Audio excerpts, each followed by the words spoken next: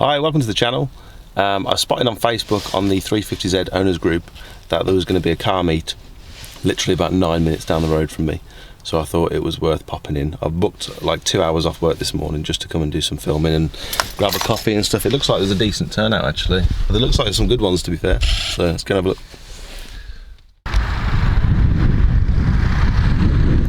I don't know how you can tell between the BRZ and the GT86. Is there a Toyota badge on it? No. Can't tell. Oh, it's an 86 there. Nice though, isn't it?